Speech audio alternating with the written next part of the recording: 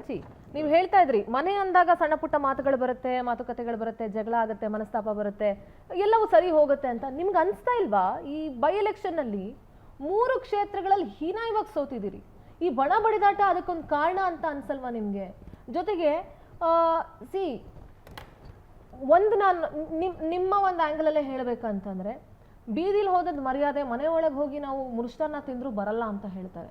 So ಈಗ ಹಾದಿ ಬೀದಿಲಿ ಹೋಗ್ತಾ ಇರುವಂತಹ ಈ ರಂಪಾಟ, ಈ ಮರ್ಯಾದೆ ಹೋಗೋದು, ಮುಂದೊಂದು ದಿವಸ ನಾವು ಯಾವಾಗಲೂ ಒಂದಾಗ್ತೀವಿ, ಇದು ಒಂದಾಗುವಂತ ಲಕ್ಷಣ ಕಾಣಿಸ್ತಾ ಇಲ್ಲ. ಯಾಕಂದ್ರೆ ಇದನ್ನ ಐ ಥಿಂಕ್ ಯತ್ನಾಳ್ ಅವರು ಲಿಮಿಟ್ ನ ಕ್ರಾಸ್ ಮಾಡಿ ಹೋಗಿದ್ದಾರೆ. ಅಟ್ಲೀಸ್ಟ್ ನಿಮ್ಮ ವರಿಷ್ಠರಾದ್ರೂ ಆರಂಭದಿಂದಲೂ ಬ್ರೇಕ್ ಹಾಕೋ ಕೆಲಸ ಮಾಡಬೇಕಾಗಿತ್ತು. ಅದಕ್ಕೂ ಕೂಡ ಕೇಂದ್ರದಿಂದ ಯಾರು ಆ ಕೆಲಸನ ಮಾಡಲಿಲ್ಲ. ಇವತ್ತು ಹೋಗ್ಬಿಟ್ಟು ಯತ್ನಾಳ್ ಅವರು ಮಾತಾಡ್ತಾ ಇರುವಂತಹ ರೀತಿ ಇರ್ಬೋದು, ಅಥವಾ ರಮೇಶ್ ಜಾರಕಿಹೊಳಿ ಅವರ ಸ್ಟೇಟ್ಮೆಂಟು, ಇದು ಎಲ್ಲೋ ಒಂದ್ ಕಡೆ ಬಿಜೆಪಿ ಮೊದಲೇ ಇವಾಗ ಬಿಜೆಪಿ ವರ್ಚಸ್ ಕಳ್ಕೊಳ್ತಾ ಇದೆ ರಾಜ್ಯದಲ್ಲಿ. ಇದು ಇನ್ನೂ ಡ್ಯಾಮೇಜ್ ಮಾಡುತ್ತೆ ಅಂತ ಅನ್ಸಲ್ವಾ ನಿಮ್ಗೆ? ಖಂಡಿತವಾಗಿ ಭಾರತೀಯ ಜನತಾ ಪಕ್ಷ ಶಿಸ್ತಿನ ಪಕ್ಷ ಅಂತ ಹೇಳಿ ಒತ್ತಿ ಪ್ರತಿಯೊಂದು ಕಾರ್ಯಕರ್ತನು ಸಹಿತ ಅಲ್ಲ ಹೇಳ್ತೀನಿ, ಅದನ್ನೇ ಯಾಕಂತ ಹೇಳ್ತೀನಿ. ಈ ಒಂದು ಸಣ್ಣ ಪುಟ್ಟ ಭಿನ್ನಾಭಿಪ್ರಾಯಗಳನ್ನ ಅಲ್ಲ ನಾನು ಹೇಳ್ತೀನಿ, ಬಂದೆ ಈ ಭಿನ್ನಾಭಿಪ್ರಾಯಗಳನ್ನ ಏನು ತಮ್ಮ ಹಗರಣಗಳನ್ನ ಮುಚ್ಚಿಟ್ಟುಕೊಳ್ಳಿಕ್ಕೆ ಕಾಂಗ್ರೆಸ್ಸು ಸಹಿತ ಒಂದು ರೀತಿಯ ದೊಡ್ಡದಾದಂಥ ಒಂದು ಧ್ವನಿಯಲ್ಲಿ ಇದನ್ನ ಎತ್ತಿ ತೋರಿಸ್ತಾ ಇದೆ. ಕಾಂಗ್ರೆಸ್ಸಿನ ವಕ್ತಾರರು ನಮ್ಮ ಗೆಳೆಯರು ಹೇಳಿದ್ರು, ಇದು 18 ವರ್ಷದ ಯುವಕನಿಂದ 70 ವರ್ಷದ ಮುದುಕನೂ ಸಹಿತ ನೋಡ್ತಾ ಇದ್ದಾನೆ. ನೋಡ್ರಿ, ನಿಮ್ಮದು ನೋಡ್ತಾ ಇಲ್ವಾ? ಈಗ ನೋಡಿ, ಹಾಸನದಲ್ಲಿ ಸ್ವಾಭಿಮಾನಿ ಸಮಾವೇಶ ಅಂತೇನೆ ಇಟ್ಕೊಂಡ್ರಿ. ಯಾಕ್ರಿ ಸ್ವಾಮಿ, ಸಿದ್ದರಾಮಯ್ಯನವರ ನಡುವೆ ಡಿ ಶಿವಕುಮಾರರ ನಡುವೆ ಮುಸುಕಿನ ಗುದ್ದಾಟ ಯಾಕೆ ಈ ರೀತಿಯಲ್ಲಿ ನಡೀತಾ ಇದೆ? ನೋಡಿ, ಒಂದು ಹೇಳ್ತೀನಿ, ಗುದ್ದಾಟ ಮಾಡುವುದನ್ನ ರಸ್ತೆಯಲ್ಲಿ ಮಾಡುವುದರಿಂದ ಅದರಲ್ಲಿ ಪ್ರಜಾಪ್ರಭುತ್ವ ಇದೆ ಅಂತ ನಾ ಹೇಳಲಾರೆ. ಆದರೆ ಒಂದು ತಿಳ್ಕೊಳ್ಳಿ, ಭಾರತೀಯ ಜನತಾ ಪಕ್ಷಕ್ಕೂ ಕಾಂಗ್ರೆಸ್ಸಿಗೂ ಸೈದ್ಧಾಂತಿಕವಾಗಷ್ಟಾಗಲಿ ಅಥವಾ ಈ ಒಂದು ಸಂಘಟನಾತ್ಮಕವಾಗಲಿ ಬಹಳವಾದಂಥ ಒಂದು ದೊಡ್ಡದಾದಂಥ ಭೇದ ಇದೆ ಅಥವಾ ವ್ಯತ್ಯಾಸಗಳಿದ್ದಾವೆ. ನೋಡ್ರಿ, ಹೇಳುವಂತ ವ್ಯತ್ಯಾಸ ಬರೀ ಕೃತಿಯಲ್ಲಿ ಇದ್ರೆ ಸಾಲದು, ಅದು ಆಕ್ಷನ್ ಅಲ್ಲೂ ಕಾಣಬೇಕು. ಅಲ್ಲ, ಆಕ್ಷನ್ ಅಲ್ಲೂ ಹೇಳ್ತೀನಿ. ಖಂಡಿತವಾಗಿ ಶಿಸ್ತಿನ ಭಾರತೀಯ ಜನತಾ ಪಕ್ಷದಲ್ಲಿ ಶಿಸ್ತೇ ಭಾರತೀಯ ಜನತಾ ಪಕ್ಷವನ್ನ ಮುಂದೊಂದು ದಿನ ಭಾರತವನ್ನ ಹೇಳ್ತೀನಿ, ಲೆಟ್ ಮಿ ಕಂಪ್ಲೀಟ್. ನಾನೇನು ಹೇಳ್ತೀನಿ, ಶಿಸ್ತಿನ ಪಕ್ಷ ಅಂದ್ಕೊಂಡು ಈಗಲೂ ನಾವು ಹೇಳ್ಕೊಳ್ತೀವಿ, ನಮ್ಮ ಬೆಹಗಲನ್ನು ನಾವು ಖಂಡಿತವಾಗಿ ಬಡ್ಕೊಳ್ತೀವಿ. ಯಾಕಂತ ಹೇಳಿದ್ರೆ ಭಾರತೀಯ ಜನತಾ ಪಕ್ಷದಲ್ಲಿ ಎಂಥ ಶಿಸ್ತಿದೆ ಅನ್ನೋದನ್ನು ನಮಗೆ ಗೊತ್ತಿದೆ. ಈ ಶಿಸ್ತೇ ಭಾರತೀಯ ಜನತಾ ಪಕ್ಷವನ್ನ, ಈ ಭಾರತವನ್ನ ವಿಶ್ವಗುರುವನ್ನಾಗಿ ಮಾಡಲಿಕ್ಕೆ ಕೊಂಡೊಯ್ತದೆ ಅನ್ನುವಂಥದ್ದನ್ನು ಸಹಿತ ಹೇಳ್ತೀವಿ. ಇನ್ನು ಕೆಲವೇ ದಿನಗಳಲ್ಲಿ ನೋಡ್ತೀರಂತೆ ಮತ್ತೆ ಭಾರತೀಯ ಜನತಾ ಪಕ್ಷದಲ್ಲಿ ಎಂತ ಶಿಸ್ತಿದೆ ಅಂತ.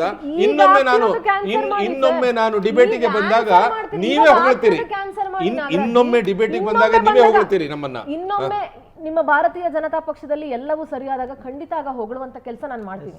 ಬಟ್ ಆದ್ರೆ ಈಗ ನಾನು ಆ ಕೆಲಸ ಮಾಡ್ಲಾರೆ. ಒಬ್ಬ ಜವಾಬ್ದಾರಿಯುತ ವಿರೋಧ ಪಕ್ಷದ ಸ್ಥಾನದಲ್ಲಿ ಇಟ್ಕೊಂಡು ನೀವೇ ಹೇಳಿ, ಬಿಜೆಪಿ ಜವಾಬ್ದಾರಿಯಾಗಿ ನಡ್ಕೊಳ್ತಾ ಇದೆಯಾ? ನೀವು ಹೇಳಿ ನನಗೆ. ಖಂಡಿತವಾಗಿ ಭಾರತೀಯ ಜನತಾ ಪಕ್ಷ ಜವಾಬ್ದಾರಿಯಿಂದ ನಡ್ಕೊಳ್ತಾ ಇದೆ.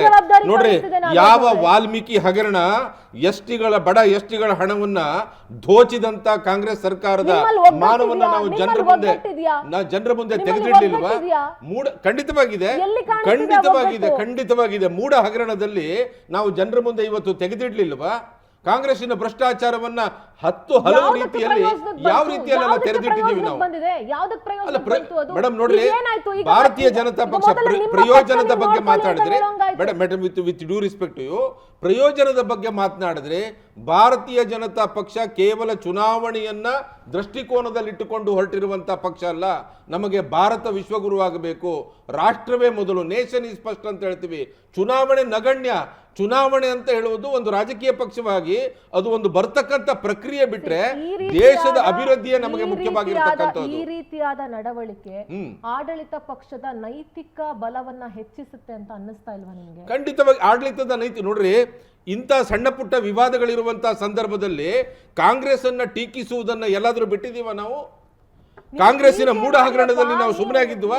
ಒಗ್ಗಟ್ಟಿದ್ರೆ ನೀವು ಇನ್ನೊಬ್ರಿಗೆ ಬೆರಳು ಮಾಡಿ ತೋರಿಸಬಹುದು. ಖಂಡಿತ ನೀವು ಹೇಳುವಂತ ಮಾತನ್ನ ನಾನು ಒಪ್ತೀನಿ. ಒಗ್ಗಟ್ಟಿದ್ರೆ ಬಹಳ ಒಳ್ಳೆಯದು. ಒಂದು ಕೈ ಕೂಡುವುದಕ್ಕಿಂತ 4 ಕೈ ಕೂಡಿದ್ರೆ ಅದು ಇನ್ನೂ ಸುಭದ್ರ ಅನ್ನುವಂಥದ್ದನ್ನ ನಾನು ಸಹಿತ ಒಪ್ತೀನಿ. ಅದನ್ನ ಒಪ್ಪದಿಲ್ಲ. ವಿಜೇಂದ್ರ ಅವ್ರ ಆಪ್ತರು ಒಂದ್ ಕಡೆ, ಈ ಕಡೆ ಯತ್ನಾಳ್ ಆಪ್ತರು ಒಂದ್ ಕಡೆ. ನೀವೇ ನಾನು ಹೇಳಿದ್ನಲ್ಲ, ಸಮರ್ಥಿಸ್ಕೊಳ್ಬೇಕು ಅಂತ ಸಮರ್ಥಿಸ್ಕೊಳ್ಬೇಡಿ. ನೋಡ್ರಿ ಮೇಡಮ್, ವಾತಾವರಣದಲ್ಲಿ ಮೋಡಗಳು ಬರ್ತವೆ, ಖಂಡಿತವಾಗಿ ಮೋಡಗಳು ಕ್ಲಿಯರ್ ಆಗ್ತವೆ, ಹೊಸ ಗಾಳಿ ಬೀಸ್ತದೆ, ಜನರಿಗೆ ಸಂತೋಷವನ್ನ ಕೊಡ್ತದೆ. ನಿಮ್ಮ ಪಾಯಿಂಟ್ ಆಫ್ ವ್ಯೂ ಇಂದಾನೆ ನಾನು ಮಾತನಾಡ್ತೀನಿ. ಮನೆಯಲ್ಲಿ ಸಣ್ಣ ಪುಟ್ಟ ಜಗಳ ಆಗುತ್ತೆ ಅಂತ ಹೇಳಿದ್ರಿ. ಮನೆಯಲ್ಲಿ ತಂದೆ ತಾಯಿ ಅಥವಾ ದೊಡ್ಡವರ ಮಧ್ಯೆ ಆಗುವಂತ ಜಗಳ ಮಕ್ಕಳ ಮೇಲೆ ಯಾವ ರೀತಿ ಪರಿಣಾಮ ಬೀರುತ್ತೆ ಅನ್ನುವಂತ ಮಿನಿಮಮ್ ಕಾಮನ್ ಸೆನ್ಸ್ ಆ ಮನೆಯ ದೊಡ್ಡವರಿಗೆ ಇರಬೇಕು. ಅಟ್ ದ ಸೇಮ್ ಟೈಮ್ ಈ ನಾಯಕರ ನಡುವೆ ಆಗ್ತಾ ಇರುವಂತ ಈ ಬಣ ಬಡಿದಾಟ ಕಡೆ ಹಂತದ ಕಾರ್ಯಕರ್ತರ ಮನಸ್ಸಿನ ಮೇಲೆ ಏನ್ ಪರಿಣಾಮ ಬೀರುತ್ತೆ ಅನ್ನುವಂತ ಮಿನಿಮಮ್ ಕಾಮನ್ ಸೆನ್ಸ್ ಒಬ್ಬ ನಾಯಕನಿಗಿರ್ಬೇಕು. ಒಪ್ತಿರೋ ಒಪ್ಪಲ್ವೋ ಹೇಳಿ? ಖಂಡಿತವಾಗಿ ಒಪ್ತೀನಿ. ಪಕ್ಷದ ಮೇಲೆ ಪರಿಣಾಮ ಬೀರಬಾರದು. ಆದರೆ ಭಾರತೀಯ ಜನತಾ ಪಕ್ಷ ಇದನ್ನ ಜೀರ್ಣಿಸಿಕೊಳ್ಳಲಿಕ್ಕೆ ಸಮರ್ಥವಾಗಿದೆ. ನಾವು ಜೀರ್ಣಿಸಿಕೊಳ್ತೀವಿ. ನಿಮ್ಗೊಂದು ಉದಾಹರಣೆ ಕೊಡ್ತೀವಿ. ರಾಜಕೀಯ ಪಕ್ಷಗಳ ಇತಿಹಾಸದಲ್ಲಿ ನಿಮ್ಮದು ಮಾತಾಡಬೇಕಾದ್ರೆ ನೀವು ಬೇರೆದಕ್ಕೆ ಯಾಕೆ ಹೋಗ್ತೀರಿ ಅಂತ ದಯವಿಟ್ಟು ಕೇಳ್ಬಿಡಿ. ಉದಾಹರಣೆ ಕೊಡ್ತಾಗೆ ಚರ್ಚೆಗಾಗಿ. ರಾಜಕೀಯ ಪಕ್ಷದ ಇತಿಹಾಸದಲ್ಲಿ ಈ ಭಿನ್ನಮತ, ಪಕ್ಷದ ಅಶಿಸ್ತು, ಮತ್ತೆ ಪಕ್ಷದಲ್ಲಿ ಸೈದ್ಧಾಂತಿಕವಾದಂಥ ತಲ್ಲಣ ಪಲ್ಲಟ, ಇವುಗಳೆಲ್ಲವನ್ನ ಈ ದೇಶಕ್ಕೆ ಕಲಿಸ್ಕೊಟ್ಟವರು ಯಾರು ಅಂತ ಕೇಳಿದ್ರೆ ಕಾಂಗ್ರೆಸ್. ನೋಡ್ರಿ, ಒಂದು ನಾನು ಅದನ್ನ ಹೇಳಲೇಬೇಕು. ಅಲ್ಲ, ನಾನು ಫಾಲೋ ಮಾಡ್ತಾ ಇಲ್ಲ, ನಾವು ಫಾಲೋ ಮಾಡ್ತಾ ಇಲ್ಲ. ನನ್ನ ಗೆಳೆಯರು ಹೇಳಿದ್ರು ಏನಂತ ಹೇಳಿದ್ರೆ 18 ವರ್ಷದಿಂದ 70 ವರ್ಷದ ಹಂಗಂತ ಅರ್ಥ ಅಲ್ಲ ಮೇಡಮ್. 18 ವರ್ಷದಿಂದ 70 ವರ್ಷದವರೆಗಿನವರು ಒಬ್ಸರ್ವ್ ಮಾಡ್ತಾ ಇದ್ದಾರೆ. ನೋಡ್ರಿ, ಕಾಂಗ್ರೆಸ್ನಲ್ಲಿ ರಾಷ್ಟ್ರಪತಿ ಚುನಾವಣೆಗೆ ಪಕ್ಷ ಇಂದಿರಾ ಗಾಂಧಿ ಅವ್ರ ಕಾಲದಲ್ಲಿ ಹೇಳಿದ್ದು ನೋಡಿ ಎಂಥ ರೀತಿಯ ಅಶಿಸ್ತಿತ್ತು ಅಂತ. ನೀಲಂ ಸಂಜೀವ್ ರೆಡ್ಡಿಯನ್ನ ಅಧಿಕೃತ ಅಭ್ಯರ್ಥಿ ಅಂತ ಬೆಂಬಲಿಸಿದ್ರೆ ಆಗಿನ ಪ್ರಧಾನಿಗಳಾದಂಥ ಇಂದಿರಾ ಗಾಂಧಿ ಅವರು ಯಾರು ಮಾಡಿದ್ರು ಗೊತ್ತಾ? ಸ್ವತಂತ್ರ ಅಭ್ಯರ್ಥಿ ವಿ ಗಿರಿಯನ್ನ ಬೆಂಬಲಿಸಿದ್ರು. ನೋಡ್ರಿ, ಇದೆಂಥ ಅಶಿಸ್ತಿನ ಪಕ್ಷ. ಅವಾಗ 18 ವರ್ಷದಿಂದ 70 ವರ್ಷದವ್ರು ನೋಡ್ಲಿಲ್ವೇ? 18 ವರ್ಷದಿಂದ 70 ವರ್ಷದವ್ರು ನೋಡ್ಲಿಲ್ವೇ? ಬಗ್ಗೆ ಹೇಳಿ ನೀವು. ಮೋದಿ, ಅಮಿತ್ ಶಾ ಅಂತ ಘಟಾನುಘಟಿಗಳಿರುವಂತ ಪಕ್ಷ. ಅಲ್ಲ, ನಾನು ಅದನ್ನ ಹೇಳ್ತಾ ಇದ್ದೀನಿ. ನೋಡ್ರಿ, 18ರಿಂದ 70 ವರ್ಷದವ್ರು ಹೇಗೆಲ್ಲ ನೋಡಿದಾರೆ ಅಂತ ಹೇಳಿದ್ರೆ ನಿಜಲಿಂಗಪ್ಪನವರಂತ ರಾಜಕಾರಣಿ ಈ ದೇಶದಲ್ಲಿ ಬರ್ಲಿಕ್ಕೆ ಸಾಧ್ಯ ಏನ್ರಿ? ಎಂತ ಹಾನೆಸ್ಟ್ ರಾಜಕಾರಣಿ. ಒಂದು ಸುಳ್ಳು ಆರೋಪವನ್ನು ಹೊರಿಸಿ ಕಾಂಗ್ರೆಸ್ನಿಂದ ಕಿತ್ತಾಕ್ಬಿಟ್ಟಿದಾರಲ್ರಿ. ಕಾಂಗ್ರೆಸ್ನಿಂದ ಕಿತ್ತಾಕಿದ್ದಾರೆ. ವಿ.ಪಿ. ಸಿಂಗ್ನವರನ್ನ ಕಾಂಗ್ರೆಸ್ನಿಂದ ಕಿತ್ತಾಕಿದ್ದಾರೆ. ವಿಚಾರ ಹೇಳಿ, ನನಗೊಂದು ವಿಚಾರ ಹೇಳಿ. ಯಡಿಯೂರಪ್ಪ ಮತ್ತೆ ವಿಜಯೇಂದ್ರ ಅವ್ರನ್ನ ಟಾರ್ಗೆಟ್ ಮಾಡೋದಕ್ಕೆ ಕಾರಣ ಏನು? ಯತ್ನಾಳ್ ಅವರು ಒಬ್ರಲ್ಲ, ಅ ಟೀಮ್ ಆಫ್ ಮೆಂಬರ್ಸ್ ಅಂತ ಇಟ್ಕೊಳ್ಳಿ. ಏನ್ ಕಾರಣ? ಹಾಗಾದ್ರೆ ನಾನೀಗ ಒಂದು ಹೇಳ್ತೇನೆ. ಭಾರತೀಯ ಜನತಾ ಪಕ್ಷ, ಜನಸಂಘನೂ ತೆಗೆದುಕೊಳ್ಳುವ, ದೇಶಕ್ಕಾಗಿ ಪಕ್ಷವನ್ನೇ ಆಹುತಿಯನ್ನಾಗಿಸಿರುವಂತ ಸಿದ್ಧಾಂತ ಯಾವುದು ಕೇಳಿದ್ರೆ ನಮ್ದು. ಜನಸಂಘವನ್ನೇ ವಿಲೀನ ಮಾಡಿಬಿಟ್ಟಿದ್ವಿ ನಾವು. ಆಮೇಲೆ ಭಾರತೀಯ ಜನತಾ ಪಕ್ಷ ಬಂತು. ಭಾರತೀಯ ಜನತಾ ಪಕ್ಷದಲ್ಲಿ ಸಣ್ಣ ಪುಟ್ಟ ಭಿನ್ನಾಭಿಪ್ರಾಯಗಳು ಇರಬಹುದು, ಇಲ್ಲ ಅಂತ ಹೇಳುವುದಿಲ್ಲ. ಕೆಲವೊಮ್ಮೆ ಭಿನ್ನಾಭಿಪ್ರಾಯಗಳು ಬೇಕು. ಯಾಕಂತ ಹೇಳಿದ್ರೆ ಪ್ರಜಾಪ್ರಭುತ್ವ ಮಾದರಿಯಲ್ಲಿ ನಾವು ಸಾಗ್ತಾ ಇರುವಂಥದ್ದು. ಹಾಗಂತ ಕಚ್ಚಾಟ ಮಾಡಬೇಕಂತ ನಾನು ಹೇಳೋದಿಲ್ಲ. ಆದರೆ ಇಲ್ಲಿಯವರೆಗಾದ್ರೂ ಸಹಿತ ಭಾರತೀಯ ಜನತಾ ಪಕ್ಷ ಹೋಳಾಗಿದೆಯಾ, ತುಂಡಾಗಿದೆಯಾ? ನೀವು ಕಾಂಗ್ರೆಸ್ ಅನ್ನು ನೋಡ್ರಿ, ಕಾಂಗ್ರೆಸ್ ಆರ್ ಅಂತ ಆಯ್ತು, ಕಾಂಗ್ರೆಸ್ ಓ ಅಂತ ಆಯ್ತು, ಆಮೇಲೆ ತೃಣಮೂಲ ಕಾಂಗ್ರೆಸ್ ಅಂತ ಆಯ್ತು, ಆಮೇಲೆ ನ್ಯಾಷನಲಿಸ್ಟ್.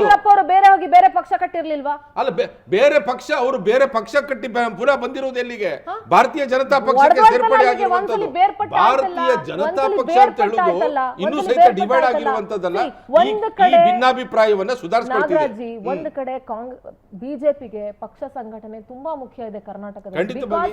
ಕೇಂದ್ರದ ವರಿಷ್ಠರಿಗೆ ಕರ್ನಾಟಕ ಬಹಳ ದೊಡ್ಡ ರಾಜ್ಯ, ಅತಿ ಹೆಚ್ಚು ಸ್ಥಾನಗಳನ್ನ ಗೆಲ್ಲಿಸಿಕೊಟ್ಟಿದ್ದು ಕರ್ನಾಟಕದಿಂದ. ಆದ್ರೆ ಎಲ್ಲೋ ಒಂದ್ ಕಡೆ ಕಳೆದ ವಿಧಾನಸಭಾ ಚುನಾವಣೆಯಲ್ಲಿ ಕರ್ನಾಟಕದಿಂದ ಬಿಜೆಪಿ ಕಳ್ಕೊಂಡಿರೋ ಸ್ಥಾನ ಇದೆಯಲ್ಲ, ಅದು ಕಡಿಮೆ ಸ್ಥಾನ ಅಲ್ಲ. ಅದು ನಿಮಗೂ ಗೊತ್ತಿದೆ ಅಂತ ಅನ್ಕೊಳ್ತೀನಿ. ಈ ರೀತಿಯಾದಂತಹ ಬಿಹೇವಿಯರ್, ಈ ರೀತಿಯಾದಂತಹ ಅಂದ್ರೆ ಪಕ್ಷದ ದೊಡ್ಡ ದೊಡ್ಡ ನಾಯಕರು ಅಂತ ಅನ್ಸ್ಕೊಂಡವರಂತ ಈ ರೀತಿಯಾದಂತಹ ಬಿಹೇವಿಯರ್ಸ್ ಪಕ್ಷದ ಸಂಘಟನೆ ಮೇಲೆ ಎಷ್ಟು ಹೊಡೆತ ಬೀಳುತ್ತೆ ಅನ್ನೋದು ನಿಮಗೂ ಕೂಡ ಗೊತ್ತಿದೆ ಅಂತ ನಾನು ಭಾವಿಸ್ತೀನಿ. ನೋಡ್ರಿ, ನಾನು ಹೇಳಿದ್ನಲ್ಲ, ಮೋಡ ಬಂದಿದೆ, ತಿಳಿಯಾಗ್ತದೆ. ಇನ್ನೆರಡು ದಿನಗಳಲ್ಲಿ ಇದೇ ಚರ್ಚೆಯಲ್ಲಿ ನೀವೇ ನಮ್ಮನ್ನ ಹೊಗಳುತ್ತೀರಿ. ಎಸ್ ಮಹಾಂತೇಶ್ ಜಿ. ಮೇಡಮ್ ನೋಡಿ ಮೇಡಮ್, ಈಗಾಗಲೇ ಆಡೋಣ ಬಾ ಕೆಡ್ಸೋಣ ಬಾ ಅನ್ನೋ ವಿಚಾರವನ್ನು ನಾವು ಇಲ್ಲಿ ನೋಡಿದ್ವಿ. ಆದರೆ ಎಲ್ಲೋ ಒಂದು ಕಡೆ ಬಿ ಜೆ ಪಿಯವರಿಗೆ ಹೈಕಮಾಂಡ್ ಹೇಳಿದರೂ ಸಹ ಅದನ್ನು ತಿರಸ್ಕರಿಸ್ತಾ ಇದ್ದಾರೆ. ಅಂದರೆ ಎಲ್ಲೋ ಒಂದು ಕಡೆ ರಾಜ್ಯದಲ್ಲಿ ಸರಿ ಇಲ್ಲ, ಈ ಒಡೆದು ಹೋಗಿದೆ ಅನ್ನೋದು ಸಹ 100ಕ್ಕೆ 100ರಷ್ಟು ಕನ್ಫರ್ಮ್ ಆಗಿದೆ. ಹೈಕಮಾಂಡ್ ಹೇಳಿದ್ಮೇಲೆ ಯಾರಾದರೂ ಒಬ್ಬರು ಸರಿಬೇಕಾಗಿತ್ತು, ಒಬ್ಬರು ಸರಿದೇನೆ. ಹೈಕಮಾಂಡ್ ಹೇಳುವಂತ ಪ್ರಯತ್ನಕ್ಕೆ ಹೋಗಿಲ್ಲ ಆರಂಭದಿಂದಲೂ. ನೋಟಿಸ್ ಕಳಿಸಿದೆ ಅಂತ ಹೇಳಿದ್ದಾರೆ ಮೇಡಮ್. ನೋಟಿಸ್ ಕಳಿಸಿ ಪ್ರಶ್ನೆ ಇದೆ ಅವರಿಗೆ, ಇದು ಫೇಕಾ ಇದು ರಿಯಲ್ ಇರಬಹುದು. ಹಾಗಾದ್ರೆ 100ಕ್ಕೆ 100ರಷ್ಟು ಇದು ಒಡೆದು ಹೋಗಿದೆ. ಅದರ ಜೊತೆಗೆ ಹೈಕಮಾಂಡ್ ಇಬ್ಬರಿಗೂ ಹೇಳುವಂತ ತಾಕತ್ತನ್ನು ಸಹ ಕಳೆದುಕೊಂಡಿದೆ ಅನ್ನೋದನ್ನ ಬೇಕಾಗತ್ತೆ. ಸಿದ್ದರಾಮಯ್ಯ ಬಿ ಕೆ ಯಾಕಂತಂದ್ರೆ ಹರಿಪ್ರಸಾದ್ ನಡುವಿನ ಏನು ಮೇಡಮ್ ಇದು? ಇವರು ಸಿದ್ದರಾಮಯ್ಯ ಬಿ ಕೆ ಅವರು ಹರಿಪ್ರಸಾದ್ ಉತ್ತರ ನಡುವೆ ಕರ್ನಾಟಕದ ಪ್ರಭಾವ ಮುಸುಕಿನ ನಾಯಕ ಗುದ್ದಾಟ ಇದೆಯಲ್ಲ, ಮುಸುಕಿನ ವಿಜಯೇಂದ್ರ ಗುದ್ದಾಟ ಅವರು ಇದೆಯಲ್ಲ, ಅಧ್ಯಕ್ಷರು ಅದಕ್ಕೆ ನಾವೇ ಹೇಳ್ತೀರಾ? ಮಾಡಿ ತಪ್ಪಪ್ಪ ಅನ್ನೋ ಲೆವೆಲ್ಗೆ ಹೈಕಮಾಂಡ್ ಇದೆ. B K Hariprasad Vijayendra statement ಕೊಡ್ತಾ ಇದ್ದಾರೆ. ಅಧ್ಯಕ್ಷರು ಅದಕ್ಕೆ ಮಾಡಿ ಏನ್ ಹೇಳ್ತಾ ಇದ್ದೀರಿ? ತಪ್ಪಾಗಿದೆ, ಯತ್ನಾಳ್ ಅವರೇ ಬಂದ್ ಕೇಳ್ಕೊಳ್ಳಿ ಅನ್ನೋ ಲೆವೆಲ್ಗೆ ಅವರಿದ್ದಾರೆ. ಕಾಂಗ್ರೆಸ್ಸಿನ ಜಾರಕಿಹೊಳಿ ಅವರು ಹೇಳಿಕೆಗಳನ್ನ ಕೊಡ್ತಾ ಇದ್ರು ಮೂಡ ಹಗರಣ ಆದಾಗ, ಅದಕ್ಕೆ ವಾಲ್ಮೀಕಿ ಹಗರಣ ಆದಾಗ. ನೀವೇ ಅದಕ್ಕೇನ್ ಹೇಳ್ತೀರಿ? ನೋಡಿ ಮೇಡಮ್, ಈಗಾಗಲೇ ಆ ಬನದ ಬಡಿದಾಟದಲ್ಲೇ ಕಾರ್ಯಕರ್ತರು ಸತ್ತೋಗ್ಬಿಟ್ಟಿದ್ದಾರೆ. ಇಂಥ ಪರಿಸ್ಥಿತಿಯಲ್ಲಿಯೂ ಸಹ ನಾಳೆ ಬರುವಂಥ ಅಸೆಂಬ್ಲಿಯನ್ನು ಹೆಂಗೆ ಎದುರಿಸ್ತಾರೆ ಇವರು? 2 ಬನ ಆಗಿ ಹೊರಟು ಬಿಟ್ಟಿದ್ದಾರೆ. ಇಡೀ ರಾಜ್ಯದ ಜನತೆಗೆ ಗೊತ್ತಾಗ್ಬಿಟ್ಟಿದೆ ಇದು 2 ಬನ ಆಗಿದೆ, ಸರಿಯಾಗಲ್ಲ, ಕೆಟ್ಟೋಗಿದೆ. ಹಾಲು ಒಂದ್ಸರಿ ಕೆಟ್ಟೋದ್ಮೇಲೆ ಮುಗೀತದ ಕತೆ, ಎದಕ್ಕೂ ಉಪಯೋಗ ಇಲ್ಲ. ಹಂಗಾಗ್ತಾ ಇದೆ. ಅವರ ಒಳ ಆಂತರಿಕ ಮನಸ್ಸು ಒಡೆದ ಹಾಲಿನಿಂದ ಸಿಹಿಯನ್ನು ಕೂಡ ತಯಾರಿಸಬಹುದು. ಪನ್ನೀರ್ ಆದ್ರೆ 2 ಒಳ ಆಂತರಿಕ ಮನಸ್ಸುಗಳು ಒಡೆದ್ಬಿಟ್ಟಿವೆ. ಏನ್ ಮಾಡ್ತಾರೋ ಗೊತ್ತಿಲ್ಲ. ಆ ಮನಸ್ಸುಗಳನ್ನ ಬಟ್ ಒಡೆದೋಗಿರೋ ಹಾಲಿಂದ ಸಿಹಿಯನ್ನು ಕೂಡ ತಯಾರಿಸಬಹುದು. ಹೌದು, ಆದ್ರೆ ಆ ಒಳ ಮನಸ್ಸನ್ನ ಕೂಡಿಸೋದು ಕಷ್ಟ. ಆ ಒಳ ಮನಸ್ಸು ಕೂಡದ ರೀತಿಯಲ್ಲಿ ಒಡೆದು ಹೋಗ್ತಾ ಇದೆ. ಆ ಒಳ ಮನಸ್ಸನ್ನ ಹೇಳ್ಬೇಕಾದ್ರೂ ಕಷ್ಟ, ಅವರವರ ಭಾವನೆಗಳಲ್ಲೇನೆ ಅರ್ಥ ಆಗ್ತಾ ಇದೆ. ವಿಜಯೇಂದ್ರ ಅವರು ಮಾತನಾಡ್ಬೇಕಾದ್ರೆ ಗೌರವದ ಭಾವನೆ ಅವ್ರಿಗಿಲ್ಲ. ಯತ್ನಾಳ್ ಅವರು ಮಾತನಾಡ್ಬೇಕಾದ್ರೆ ಪಕ್ಷದ ಒಂದು ಸಂಘಟನೆ ಭಾವನೆ ಅವ್ರಿಗಿಲ್ಲ. ಬಿಡಪ್ಪ, ಆದ್ರೆ ಅಲ್ಲಿ ಬಿಟ್ಟರು ಬಿಡ್ಲಿ, ಇದರಿಂದ ನನಗೇನಾಗಬೇಕಾಗಿದೆ ಅನ್ನೋ ನಿಟ್ಟಿನಲ್ಲಿ ಯತ್ನಾಳ್ ಅವರಿದ್ದಾರೆ. ವಿಜೇಂದ್ರ ತುಂಬಾ ಮೆಚೋರ್ಡ್ ಆಗಿ ಬಿಹೇವ್ ಮಾಡ್ತಿದ್ದಾರೆ ಈ ಟೈಮಲ್ಲಿ. ಅಂದ್ರೆ ಎಸ್, ಒಬ್ಬ ರಾಜ್ಯಾಧ್ಯಕ್ಷನಾಗಿ ಹೇಗೆ ವರ್ತಿಸ್ಬೇಕು ಹಾಗೆ ವರ್ತಿಸ್ತಿದ್ದಾರೆ ಅಂತ ನಾನು ಭಾವಿಸಿದ್ದೀನಿ. ಬಟ್ ಆದ್ರೆ ಇಷ್ಟು ಮಟ್ಟಿಗೆ ಬಿಟ್ಕೊಳ್ಳೋವರೆಗೂ ಕೂಡ ಬಿಟ್ಕೊಂಡಿರೋದು ದೊಡ್ಡ ತಪ್ಪು. ಬಹಳ ಗಂಭೀರವಾಗಿ ಪರಿಗಣಿಸಬೇಕಾಗಿದೆ. ಯಾಕಂದರೆ ರಾಜ್ಯಾಧ್ಯಕ್ಷರಾದಮೇಲೆ ಎಲ್ಲವನ್ನೂ ತಕ್ಕೆಯಲ್ಲಿ ತೆಗೆದುಕೊಂಡು ಹೋಗ್ಬೇಕು. 5 ಬೆರಳು ಸಮ ಇಲ್ಲಮ್ಮ, 5 ಬೆರಳಿಂದಲೇ ಊಟ ಆಗುತ್ತೆ ಅನ್ನೋದನ್ನು ಅರ್ಥ ಮಾಡಬೇಕಾಗತ್ತೆ. ಹಾಗಾದರೆ ಅವರಿಗೆ ವಿರೋಧ ಭಾವನೆ ಮಾಡೋ ಬದಲು ಅವ್ರಿಗೆ ಹೋಗಿ ಅವ್ರ ವಿಶ್ವಾಸದಿಂದ ಪ್ರೀತಿಯಿಂದ ಅವ್ರನ್ನ ಕರೆದುಕೊಂಡು ಬರುವಂಥ ವ್ಯವಸ್ಥೆ ಮಾಡಬೇಕಾಗಿದ್ದು ವಿಜಯೇಂದ್ರ ಅವರು. ಅದರ ಜೊತೆಗೆ ಅವ್ರ ತಂದೆಯವರಿದ್ದರು, ಎಲ್ಲವರನ್ನು ಕರೆದುಕೊಂಡು ಅಂತ ವ್ಯಕ್ತಿತ್ವ ಅವರಲ್ಲಿತ್ತು. ಯಾಕಂದ್ರೆ ಅವರಲ್ಲಿ ಹಿಡ್ತಾ ಇತ್ತು, ಇವರಲ್ಲಿ ಹಿಡ್ತಾ ಇಲ್ಲ ಅನ್ನೋ ಉದ್ದೇಶದಿಂದ ಆಗ್ತಾ ಇದೆ. ಅಲ್ಲಲ್ಲ, ಹಿಡಿತದ ಬಗ್ಗೆ ಮಾತಾಡಬಾರ್ದು ದಯವಿಟ್ಟು. May I interfere madam? ನೋಡ್ರಿ, ಅದಕ್ಕೆ ಪ್ರಶ್ನೆ ಏನಿಲ್ಲ. ಕಾಂಗ್ರೆಸ್ಸಿನ ನಮ್ಮ ಮಿತ್ರರು ಒಂದು ಸಲ ಕಾಂಗ್ರೆಸ್ ಪಕ್ಷದ ಸ್ಥಿತಿಗತಿಗಳನ್ನು ನೋಡ್ಕೊಬಿಟ್ರೆ ಸಾಕು. ಹಾಸನದಲ್ಲಿ ಸ್ವಾಭಿಮಾನಿ ಸಮಾವೇಶ ಅಂತ ಮಾಡಲಿಕ್ಕೆ ಯಾರೋ ಹೊರಟರು, ಆದರೆ ಅದು ಇಲ್ಲ, ಅದು ಕಾಂಗ್ರೆಸ್ ಅಧ್ಯಕ್ಷರ ನೇತೃತ್ವದಲ್ಲಿ ನಡೀತದೆ. ಇದ್ರ ಜೊತೆಗೆ ನಿಮ್ಮ ಈ ವಿಚಾರದ ಲಾಸ್ಟ್ ರಿಯಾಕ್ಷನ್ ಕೊಟ್ಬಿಡಿ.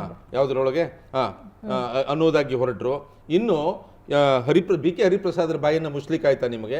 ಏನೇನೆಲ್ಲ ಹೇಳಿಕೆಗಳನ್ನ ಕೊಟ್ಟರು, ಪತ್ರಿಕೆಗಳಲ್ಲಿ ಬಂದಿರತಕ್ಕಂತಹದ್ದು. ಕಾಂಗ್ರೆಸ್ಸಿನ ಜಾರಕಿಹೊಳಿ ಅವರು ಇದ್ದಾರೆ ಒಬ್ರು, ಅವ್ರು ಕೊಟ್ಟಿರುವಂಥ ಹೇಳಿಕೆಗಳನ್ನ ನೀವು ನೋಡಿದ್ರ.